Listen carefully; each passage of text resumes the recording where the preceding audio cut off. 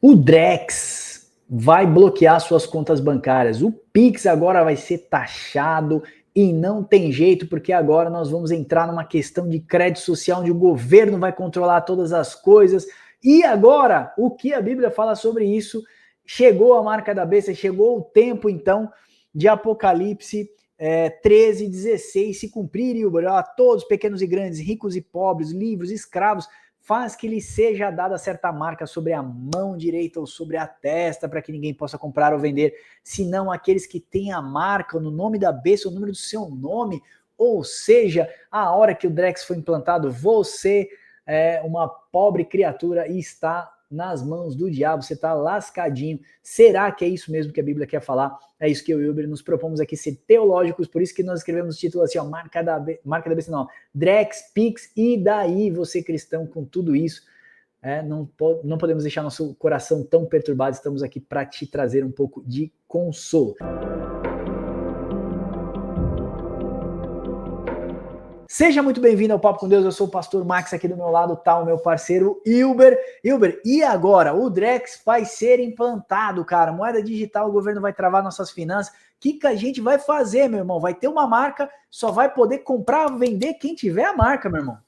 Exatamente. E aí, o que nós vamos fazer? Sabe o que a gente vai fazer? Vou falar o que a gente vai fazer. A gente vai fazer igual ocorreu com cartão de crédito, igual ocorreu com Pix, e a gente vai fazer a mesma coisa. Nossa vida vai continuar sendo levada. Obviamente, tudo isso é mais mecanismo de controle estatal, mas é uma coisa inevitável, porque quando você vai fazer um cartão de crédito, você coloca seu CPF. Quando você vai no caixa de supermercado, a moça lá pede, quer CPF na nota? Pelo menos aqui no Rio de Janeiro tem muito isso. Se você colocar lá, seu número de CPF está lá. Então, você consegue, sim, já ser rastreado. Então, Drex é só mais uma coisa, mas não quer dizer que vai ser, uau, que você está totalmente livre e agora você vai estar totalmente escravizado. Não é isso. Você já tem muitos mecanismos de como ser rastreado pelo governo, com ou sem o Drex. Então, fica calmo. Muito bem. Olha só, meus irmãos, a gente assiste essas coisas, a gente fica maluco. Teve um cara que gravou uma live dizendo assim, o Drex chegou, a marca também. Ou seja, aí na live ele vai dizer que não é a marca da besta, mas é o caminho para a marca da besta sucessivamente. Irmão, dor e sofrimento sempre foram algo normativo para todos os cristãos. Cristo nunca te prometeu riqueza nessa terra, nem conforto e tranquilidade. Quem prometeu isso foi Satanás, que falou, Jesus, se você prostrado me adorar, todos os reinos da terra te darei sua BMW, darei sua casa na praia, darei sua casa de campo. E Jesus não disse isso. O que Jesus te prometeu foi o quê? Dor e sofrimento. Ele falou assim, olha, vocês terão muitas aflições nesse mundo, tá? Mas tem de bom ânimo, ou seja, se anime, se alegre, porque eu venci o mundo, vocês vencerão também, e a gente se encontra do lado de lá na vida eterna. Essa foi a promessa de Jesus. Então Jesus nunca prometeu, como os coaches modernos, empreendedores de palco e muitos pastores aí que estão utilizando da teologia do bem-estar para agradar os seus ouvidos, Jesus nunca te prometeu lá nessa terra. Nós queremos dizer que o mesmo versículo de Apocalipse 3,16, que fala que ninguém podia comprar ou vender, ou seja, você precisa manter mercado, comércio com a Grande Babilônia, lá no Apocalipse 18:9 vai mostrar a queda da Grande Babilônia, vai mostrar que os moradores da terra estavam tristes. Eu vou ler até aqui com você, eu peguei a Bíblia. Olha só, eles vão chorarão, se lamentarão com os reis da terra, com que se prostituíram e viveram em luxúria quando vieram a fumaceira do seu incêndio. Se prostituíram não é fisicamente manter relações sexuais. Prostituição é desvirtuar o caráter, desvirtuar a verdade. É manter uma indisciplina, uma imoralidade nos negócios, é você desvirtuar as leis de Deus. As leis de Deus, elas mostram o que é certo e o que é errado, né? E a palavra iniquidade é o transgressor da lei, por isso que a Bíblia fala muito sobre o iníquo. Iníquo é todo aquele que pratica a transgressão da lei de Deus. Para não ficar nas minhas palavras, eu quero dizer para você o que o Dr. Greg Beale, hoje, um dos grandes teólogos e escatologistas do nosso tempo, e o Wilber também vai citar ali um autor, ele coloca exatamente isso. Aqueles que colaboraram com o sistema da Babilônia, eles vão se lamentar o juízo dela, porque ele significa o próprio fim. Ele está fazendo um comentário de Apocalipse 18, do verso 9 ao 19. Nós vemos uma lamentação depois da queda da Grande Babilônia. Então nós vemos quando o sistema econômico cai, as pessoas que ganhavam dinheiro, as pessoas que, vamos dizer assim, se beneficiavam desse sistema econômico, elas vão sentir saudade. Lembra da grande pandemia que nós tivemos em 2019? Quantas pessoas não perderam tudo, meus irmãos? Eu tinha carro financiado, um monte de problema. Teve igrejas fechadas, teve comércios fechados, pessoas faliram, entraram em bancos, devendo até o que não tinha. Então, foi uma quebra do sistema econômico mundial. Da mesma forma, aquelas pessoas que se beneficiam, quando elas tiveram seus bens bloqueados, ou o governo controlar o Drexo. O Drex é uma forma de controle. Isso aí não é mentira para ninguém. Klaus Schwab, que é o diretor do Fórum Econômico Mundial, ele falou que nós, os países, né, os países de primeiro mundo, tivemos uma grande oportunidade de um controle mundial sobre todas as nações, e a pandemia nos proporcionou isso. Que nós não venhamos novamente cometer o mesmo erro na próxima grande pandemia. Ou seja, eles já esperam uma grande pandemia para uma quebra do sistema econômico mundial, para dar um grande reset, eles chamam de Great Reset, que é o grande reset na economia mundial, porque os países estão devendo bilhões, trilhões de dólares, como os Estados Unidos, o nosso país também, para eles resetarem a economia, começarem tudo de novo. E aí você vai chorar, vai se lamentar, porque você vai perder sua casa, você vai perder os seus bens, vai perder sua conta bancária.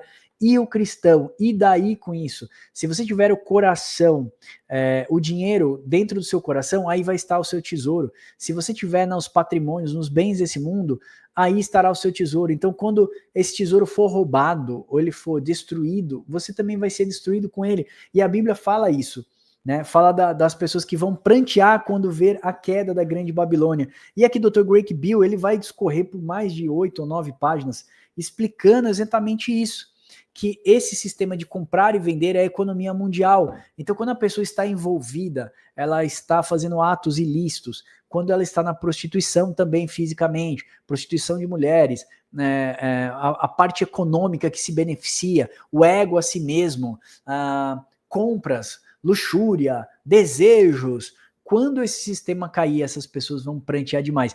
Eu lembro, Wilber, que eu morava num condomínio na época, perto de uma pessoa extremamente rica, uma moça. E quando veio a pandemia, pensa numa pessoa depressiva, porque todo o coração dela estava nas compras, nos bens, e ela perdeu tudo aquilo, ela não podia viajar, ela não podia fazer nada, a gente não podia sair de casa.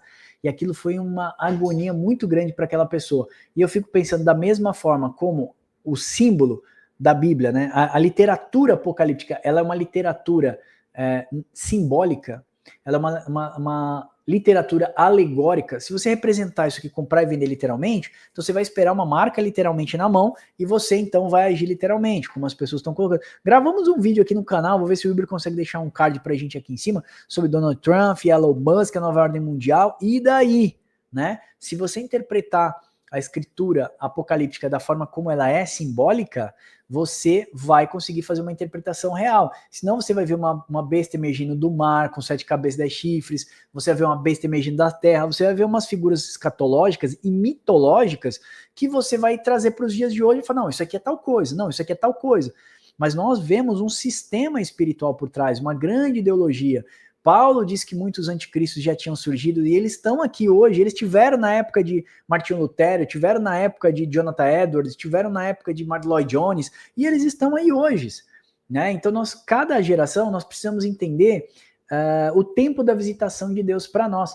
O tempo da visitação de Deus para nós é a graça, arrependimento dos nossos pecados e evangelizar, expansão do evangelho, não entrar em especulações teológicas que não trazem tanto, que não tem fundamento e também não edifica a igreja. Paulo fala ao Gálatas que aqueles que ficavam tentando perturbar ele seriam julgados pela ira de Deus. Então, meus irmãos, cuidado com essas especulações. Não tiramos o mérito de que nos últimos dias vai ser muito difícil. Eu e o Uber acreditamos que sim. O sistema econômico vai ser difícil, as coisas vão ficar muito caras, um pé de alface custa R$10, mas e daí, meus irmãos? Nós vamos trabalhar, vamos continuar vivendo. Porque, tipo, Davi disse que eu nunca vi o justo mendigar o pão. Continue vivendo, não por aquilo que você vê, mas por aquilo que você crê, que é a eternidade com Deus. Eu estou lendo um livro do Dr. Billy Graham, o devocional do Dr. Billy Graham, e ele fala sobre isso, preparando-se para a partida. Você precisa se preparar para onde você vai, você precisa preparar onde você vai viver a eternidade. Você só quer preparar a sua casa, o conforto, e tudo bem de você ter essas coisas, mas não viva por isso, não bote o coração nisso, bote o coração naquilo que é eterno.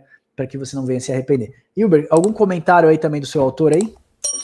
Sim, o Richard Dawkins, né, no livro dele, A Teologia do Livro do Apocalipse, ele vai fazer uma relação bem legal sobre a besta do mar e a mulher, né? Ele vai falar que essas imagens elas estão intrinsecamente ligadas, tá? E elas referem-se, ali no contexto de João, ao Império Romano, no qual a besta que sobe do mar seria o poderio militar, a mulher é um poderio ali econômico, né?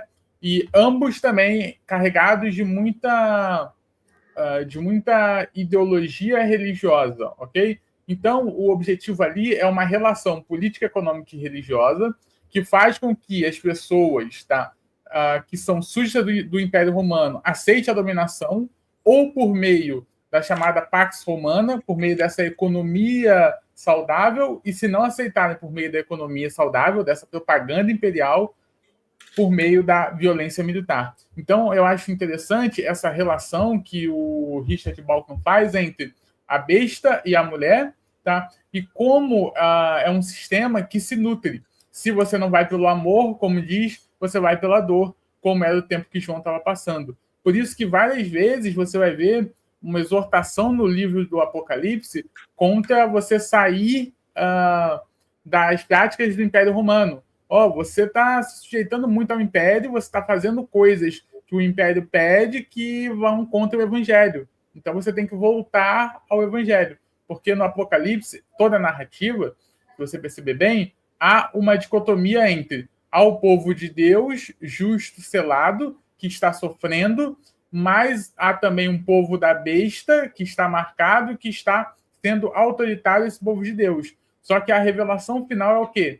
Que, na realidade, nos céus, você tem um cordeiro que reina, tá? E que por mais sofrimento que você passe nessa terra, você vai ter suas lágrimas enxugadas por esse cordeiro no final. Ou seja, por mais que as coisas políticas e econômicas aqui não estejam bem, no final, a vitória já é dada ao cordeiro e ao seu povo.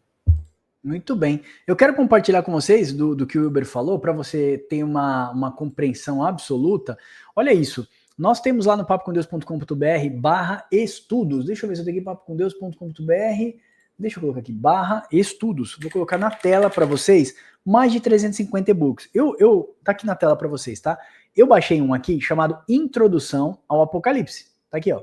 Introdução ao Apocalipse. Destinatário, contexto e a mensagem para a igreja. Então você vem aqui, você vai saber uma introdução, quem foi o autor, os destinatários, local e data, o tema, o apocalipticismo dos primeiros séculos e a especulação moderna, ok? A visão apocalíptica, a visão apocalíptica que moldava a sociedade política, econômica, social, isso é apocalipticismo. O Apocalipse e a sua mensagem, o propósito do livro, que era para os autores do primeiro século servir para a gente como uma referência espiritual nos dias de hoje, convite à imersão, e aí você vai poder mergulhar mais fundo. Nós temos isso aqui no papocomdeus.com.br/estudos, tá? Agora, se você for lá no institutobiblicodiscipular.com.br, você vai cair nesse site lindo, que é a sua Netflix de estudos bíblicos, tanto o aplicativo para celular são gratuitos, quanto os nossos cursos. E aí você vai entrar no curso, você vai rodar aqui, ó, tem os e-books, os últimos cursos adicionados, que é a doutrina da Trindade, Evangelho de Satanás, o problema da igreja moderna, salvação cristã, sã doutrina, panorama da reforma protestante. Rodando um pouco mais para baixo, você vai cair aqui, o Apocalipse e a escatologia. Quando você entrar, você vai se deparar com um monte de vídeo que eu e o Hilber gravamos, e para ser mais preciso, nós temos 67 videoaulas gravadas, se não me falha a memória, com 7 e-books. 7 e-books gigantescos, que vai explicar isso. Literatura apocalíptica, como que se lê, qual que é o ciclo, não se pode ler linear, quem eram os autores, qual o destinatário da carta, qual o objetivo do livro do Apocalipse, que era trazer fé e esperança, e não medo e discórdia. Então entra lá, ibdteologia.com.br, faz uma imersão, aprenda mais sobre escatologia. Quando você vê os vídeos no YouTube, você vai conseguir julgar facilmente aquilo que vem de Deus e aquilo que não vem de Deus, e falar, cara, não tem que... eu estou fazendo esse vídeo para você se preparar, prepare-se agora, não seja enganado. Enganado do quê, meus irmãos? Há 20 anos que eu estudo escatologia, a gente corre atrás disso, e a gente está vendo enganado do quê? É melhor você saber agora, você tem que se preparar para a hora que você tiver que fugir para o deserto.